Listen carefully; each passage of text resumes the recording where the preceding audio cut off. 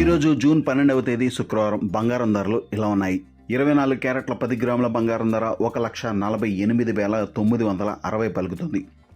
22 క్యారెట్ల 10 గ్రాముల బంగారం ధర 1,33,950 వద్ద ఉంది.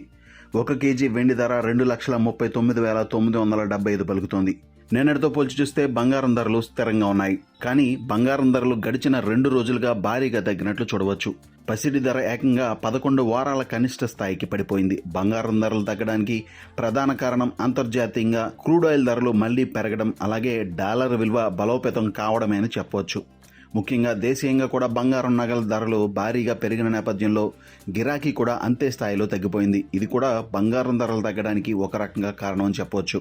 బంగారం ధర చాలా రోజుల తర్వాత, దాదాపు 6 నెలల తర్వాత 1,50,000 రూపాయల కన్నా తక్కువకు దిగడం ఇదే తొలిసారి అని చెప్పవచ్చు. ఇక్కడ నుంచి బంగారం ధర మరింత పతనం అవుతుందా లేక పెరుగుతుందా అనే సందేహం పసిడి ప్రియులో భారీగా ఉంది. గడిచిన వారం రోజుల్లోనే బంగారం ధర దాదాపు 12,000 రూపాయలు తగ్గినట్లు చూడవచ్చు. గత వారం 24 క్యారెట్ల 10 గ్రాముల బంగారం ధర సుమారు 1,62,000 రూపాయల వరకు పలికింది. అక్కడి నుండి భారీగా తగ్గినట్లు చూడవచ్చు. ఇక బంగారం బాటలోనే సిల్వర్ ధర దాదాపు 10,000 రూపాయల పైనే తగ్గినట్లు చూడవచ్చు. అదే సమయంలో గత నెల రోజులుగా గమనించినట్లయితే సిల్వర్ ధర నెల రోజుల గరిష్ట స్థాయి 2,70,000 రూపాయల నుంచి దాదాపు 30,000 రూపాయల వరకు పతనమైనట్లు గమనించవచ్చు.